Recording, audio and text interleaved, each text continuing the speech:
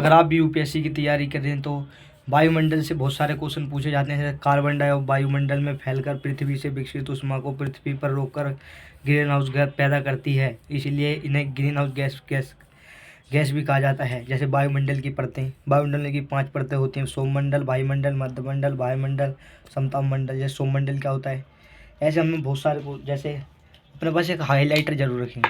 जैसे सौमंडल, सौमंडल क्या होता है, यह परत वायुमंडल की सबसे महत्वपूर्ण परत है। इसकी औसत ऊंचाई 13 किलोमीटर है।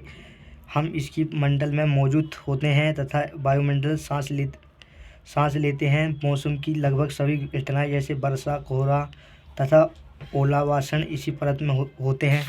और जैसे समताप मंडल, समताप मंडल क्या होता है, समताप मंडल को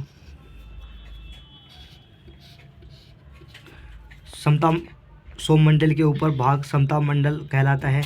यह लगभग 500 किलोमीटर की ऊंचाई तक फैली है। यह परत बादलों मौसम संबंधी घटना से लगभग मुक्त होती है। इसके अलावा फलस्वरूप यह सभी यहाँ की परिस्थिति हवाई जहाज़ उड़ाने के लिए, जैसे हवाई जहाज़ उड़ाने के लिए यहाँ की समताप मंडल में एरोप्लेन ये उड़ाई जाती है, हवाई जहाज़। और यह परत सूर्य से आने वाली हानिकारक किरणों से बचाती है हमें। जो हानिकारक किरणें आती हैं उससे हमें ये बताती है। और जैसे अब आगे हमारा मध्यमंडल, मध्यमंडल क्या होता है, यह वायुमंडल की तीसरी परत है। यह समताप मंडल के ठीक ऊपर होती है। यह लगभग 80 किलोमीटर की ऊंचाई तक फैली होती है। और ये अंतरिक्ष से प्रवेश करने वाले उल्का पिंड इसी परत में आने वाली जल जाते हैं। आने वाले जैसे मध्यमंडल में जो उल्का पिंड आते हैं वो जल जाते हैं। ये होगा वायुमंडल। वायुमंडल में जैसे रेडियो संचार के लिए इसी परत का उपयोग किया जाता है, वायुमंडल का। और जैसे आपकी ये वायुमंडल, वायुमंडल क्या होता है, वायुमंडल होता है वायुमंडल की सबसे ऊपरी परत को वायुमंडल कहते हैं। यह वायु की पतली परत होती है। हल्की गैस जैसे हीलियम, एक हीलियम, हाइड्रोजन यहीं से अंतरिक्ष में फैली रहती हैं।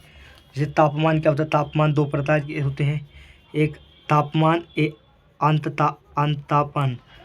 जैसे तापमान वायु में मौजूद ताप एवं शीतल के परिमाण को तापमान कहते हैं। ये आप ऐसे अगर हाईलाइट से करते रहोगे तो आपको ध्यान रहेगा। यही पूछे जाते कोई यूपीएससी में कई बार।